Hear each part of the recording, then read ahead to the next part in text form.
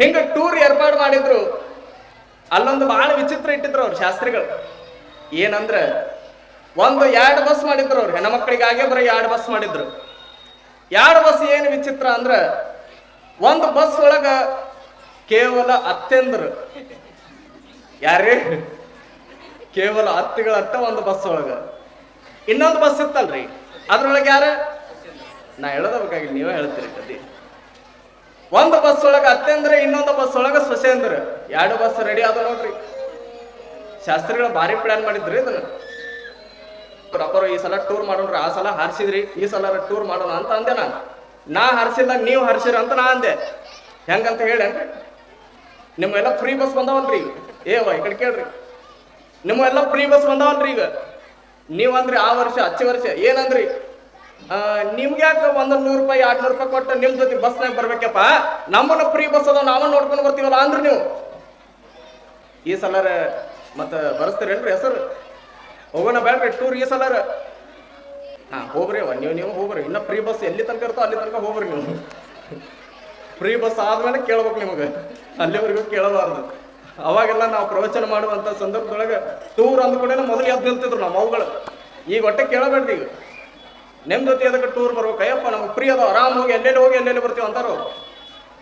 ಬರೀ ನೀವು ಹುಬ್ಳಿ ಕರ್ಕೊಂಡು ಹೋದ್ರೆ ನಾವು ಧರ್ಮಸ್ಥಳ ರಾಮೇಶ್ವರ ಅಲ್ಲೆಲ್ಲ ಸುತ್ತಾಡ್ಕೊಂಡು ಬರ್ತೀವಿ ನೋಡ್ರಿ. ಅವಾಗ 2 ಬಸ್ ರೆಡಿ ಆದವು, ಹೊಂಟ್ರು ನೋಡ್ರಿ. ಆ ಕಡೆ ಸಿರ್ಸಿ ಮಾರಿಕಾಂಬ, ಆ ಕಡೆಲ್ಲ ಗುಡ್ಡ ಗಿಡ್ಡ ಎಲ್ಲ ನೋಡ್ಕೊಂತ ಹೊಂಟ್ರು. ಮುಂದೆ ಯಾರ್ದು ಬಸ್ ಹೊಂಟಿತ್ತಂದ್ರ ಅತ್ತೆಂದ್ರ ಬಸ್ ಹೊಂಟಿತ್ತು. ಹಿಂದಿಂದ ಯಾರ ಬಸ್ ಹೊಂಟಿತ್ತಂದ್ರ ಸೊಸೇಂದ್ರ ಬಸ್ ಹೊಂಟಿತ್ತು. ಯಾಕಂದ್ರ ಅತ್ತೆಂದ್ರ ಗಾಡಿ ಒಳಗ ಬಸ್ ಒಳಗ ಎಂತ ಜಾನಪದ ಗೀತೆಗಳ್ರಿ, ಬಹಳ ಭಕ್ತಿವಂತ ಜಾನಪದ ಗೀತೆಗಳು. 1-2 ಭಜನಾ ಇವು ಹಿಡ್ಕೊಂಡು ಭಜನಾ ಮಾಡ್ಕೊಂತ ಜಾನಪದ ಕೇಳ್ಕೊಂತ ಅತ್ತೆಗಳು ಹೊಂಟಿದ್ದು. ಇವು ಹಿಂದದ್ದು ಸೊಸೇಂದ್ರ ಇವು ಏನ್ರಿ ಮಸ್ತ್ DJ ಸಾಂಗ್ ಹಚ್ಚಿದ್ರಿ. ಇವು ಮುಂದೆ ಮಸ್ತ್ ಜಾನಪದ ಕೇಳ್ಕೊಂಡು ಕೈ ಮುಕ್ಕೊಂತ ಅವು ಹೊಂಟ್ರಿ, ಹಿಂದಿಂದ DJ ಹಚ್ಕೊಂಡು ಇವು ಕುಣ್ಕೋತ ಹೊಂಟವು ಸೊಸೇಂದ್ರ. 2 ಹೋಗುವಂತ ಸಂದರ್ಭದೊಳಗೆ ಇದೇನ ಸಿರ್ಸಿ ಹಿಂಗ ಭಾರಿ ಐತ್ರಿ ಅದು ಗುಡ್ಡ. ಒಂದು ಬಸ್ ಏನ್ರ ಅಡ್ಡ ಬಂತಂದ್ರೆ ಹಿಂಗ ಕೆಳಗ ಆ ಬಸ್ ಅತ್ತೆಂದ್ರ ಬಸ್ ಮುಂದೆ ಹಿಂಗ ಹೋಗುವಂತ ಸಂದರ್ಭದೊಳಗೆ ಒಂದು ಇನೋವಾ ಗಾಡಿ ಎದುರುಗಡೆ ಬಂತಂತ.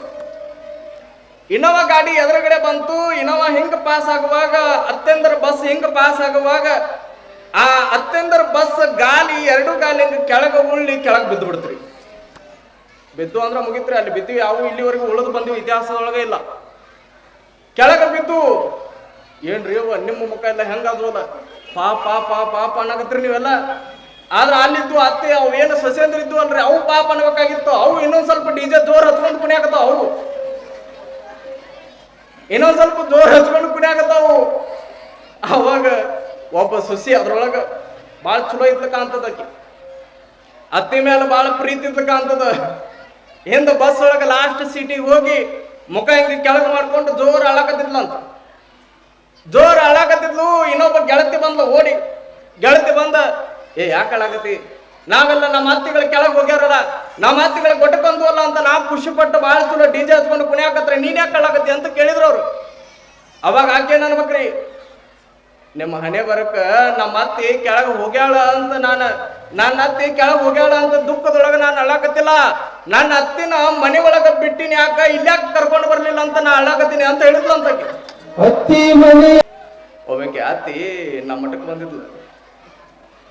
ಮಠಕ್ಕೆ ಬಂದು ಸ್ವಲ್ಪ ಬೇಜಾರಾಗಿದ್ಲು, ಒಂದು ಸ್ವಲ್ಪ ದುಃಖದ ಮುಖ ಇಟ್ಕೊಂಡು ಕುಳಿತಿದ್ಲು.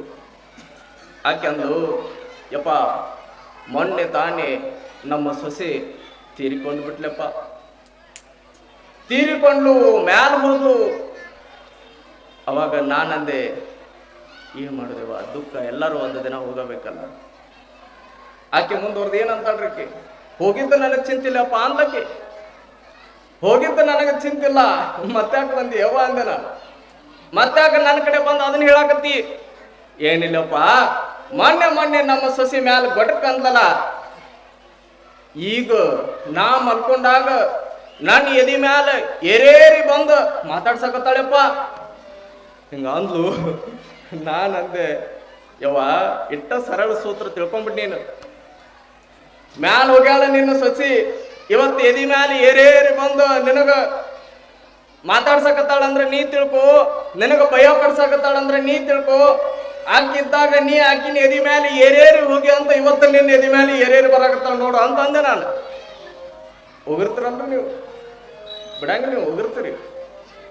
ನೋಡ್ಬೇಕು, ಮನೆಗೆ ಸಸಿ ಬಂದ್ಲು ಅಂದ್ರ ಪ್ರೀತಿ ಯಾರ ಮೇಲೆ ಇರ್ತದ್ರಿ? ಆಕಿನ ಬರೀ ಸಸಿಯಾಗಿ ಕಾಣ್ತೀರಿ ನೀವು, ಮಗಳಾಗಿ ಕಾಣೋದಂತೂ ಸಾಧ್ಯನೇ ಇಲ್ಲ.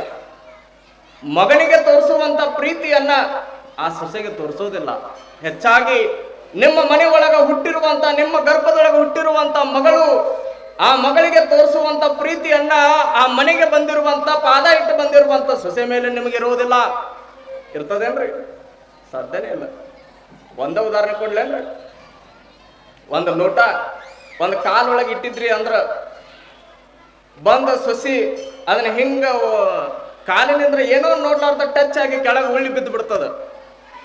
ಅವಾಗ ಅತ್ತೆ ಆದವಳು ಏನಂತಾಳ್ರಿ? ಕಣ್ಗಿನ ಮ್ಯಾಲ ಇಟ್ಕೊಂಡು ಏನಂತಾಳ? ಹೌದಲ್ಲ? ಅದ ಹಾದಿ ಒಳಗ ಮಗಳು ಬಂದ ಅದ ಲೋಟವನ್ನ ಹಿಂಗ ಒಂದ್ ಸ್ವಲ್ಪ ಖಾಲಿ ತಾಕಿಸಿ ಕೆಳಗ ಬಿತ್ತು ಅಂದ್ರೆ ಅವಾಗ ಏನಂತೀರಿ ನೀವು? ನೋಡಿ ಮಾಡಿ ಇಡಾಕ್ ಬರಂಗಿಲ್ಲ, ಲೋಟ ಕಾಲದೊಳಗೆ ಇಡ್ತಾರೆ ಏನಂತೀರಿ ನೀವು? ಸತ್ಯ ಐತಲ್ರಿ? ನಗಾಗತ್ತೀರ ಅಂದ್ರೆ ಸತ್ಯ ಐತ ಇದು. ಎದಕ್ರಿ ಇವ? ನೋಡ್ರಿ, ಆಕೆನೂ ಕೂಡ ಇನ್ನೊಬ್ರು ಮನೆ ಒಳಗಿದ್ದ ಮಗಳಲ್ಲ. ಆಕೆ ನಿಮ್ಮ ಮನೆಗೆ ಬಂದಾಗ ಆಕೆನೇ ಯಾಕೆ ನೀವು ಬರೀ ಸೊಸೆಯಾಗಿ ಆಳಾಗಿ ಎದಕ್ಕೆ ದುಡಿಸ್ಕೊಳ್ತೀರಿ? ನೋಡ್ರಿ, ಯಾವಾಗ ಒಬ್ಬ ಸೊಸೆಯನ್ನ ಮಗಳ ಹಾಗೆ ಕಾಣ್ತೀರಿ, ಆಕೆನೂ ಕೂಡ ನಿಮ್ಮನ್ನು ಹೆಂಗೆ ಕಾಣ್ತಾಳ ಅಂದ್ರೆ ಕೇವಲ ಅತ್ತೆಯಾಗಿ ಕಾಣೋದಿಲ್ಲ, ತಾಯಿಯಾಗೆ ಕಾಣ್ತಾಳ. ಯಾವಾಗ ಮಗಳನ್ನ, ಯಾವಾಗ ಸೊಸೆಯನ್ನ ನೀವು ಮಗಳ ಹಾಗೆ ಕಾಣ್ತೀರಿ, ಯಾವಾಗ ಸೊಸೆ ನಿಮ್ಮನ್ನ ಕೇವಲ ಅತ್ತಿಯಾಗಿ ಅಲ್ಲ ತಾಯಿಯಾಗಿ ಯಾವಾಗ ಕಾಣ್ತಾಳಲ್ಲ, ಅವಾಗ ಈ ಪ್ರಬುದ್ಧ ಕಲ್ಯಾಣ ರಾಜ್ಯ ಆಗ್ಲಿಕ್ಕೆ ಸಾಧ್ಯ ವಿನಾ ಆಗೋದೇ ಇಲ್ರಿವ. ಎಲ್ಲ ಇರೋದು ನಿಮ್ಮ ಕೈ ಒಳಗ. ಅದಕ್ಕೆ ಹೇಳ್ತಾರಲ್ರಿ, ಬ್ರಹ್ಮಾಂಡದ ಜಗತ್ತಿರೋದು ಎಲ್ಲಿ ಅಂದ್ರೆ ಹೆಣ್ಮಕ್ಳ ಕೈ ಒಳಗ ಅಂತ. ನೀವು ಮನಸ್ಸು ಮಾಡಿದ್ರೆ ಮನೆಯನ್ನು ಬದಲು ಮಾಡಬಹುದು, ಇಡೀ ಊರನ್ನ ಬದಲು ಮಾಡಬಹುದು. ಎಲ್ಲ ಸೂತ್ರ ನಿಮ್ಮ ಕೈ ಒಳಗೆ ಇರ್ತದ. ಹೆಣ್ಮಕ್ಳ ಸೂತ್ರ ಎಲ್ಲಿ ಇಟ್ಕೊಳ್ತಿದ್ರ ನಿಮ್ಮ ಕೈ ಒಳಗೆ ಇಟ್ಕೊಳ್ತೀರಿ ಅವ್ರು. ಅವ್ರು ನೋಡ್ರಿ, ಗಂಡ ಬದಲಾಗಬೇಕಂದ್ರೆ ಹೆಣ್ಣಿನಿಂದನೇ ಕಾರಣ. ಗಂಡ ಒಂದಿಷ್ಟು ಪರಿವರ್ತನೆ ಆಗಬೇಕು ಅಂದ್ರ ಹೆಂಡತಿಯಿಂದಲೇ ಸಾಧ್ಯ. ಇವತ್ತು ಭಾಳ ಜನ ಅನ್ನಕತ್ತಿರ್ತಾರ, ಏನ್ ಅನ್ನಕತ್ತಿರ್ತಾರ ಅಂದ್ರ, ಯಪ್ಪ ಈಗೆಲ್ಲ ಸ್ವಾಮಿಗಳ ಮಾತು ಕೇಳೋದು ದೂರ ಉಳ್ದತ್ ಅನ್ನಕತ್ತಿರ್ತಾರ. ನಾ ಎದಕ್ಕಂತ ಕೇಳ್ತೀನಿ, ಅವಾಗೆಲ್ಲ ಸ್ವಾಮಿಗಳ ಮಾತು ಕೇಳಿದ್ರು ಅದ ಪರಬ್ರಹ್ಮ ಅಂತ ಭಾವಿಸ್ಕೊಳ್ತಿದ್ರು. ಈಗ ಯಾವ್ದು ಪರಬ್ರಹ್ಮ, ಯಾವ್ದು ವೇದವಾಕ್ಯ ಅಂದ್ರೆ ಹೆಂಡತಿ ಮಾತನ ವೇದವಾಕ್ಯ ಅಂತ ಭಾಳ ಜನ ಅಂತಾರಿ. ಸತ್ಯನೇ ಐತ್ರಿ ಅದು.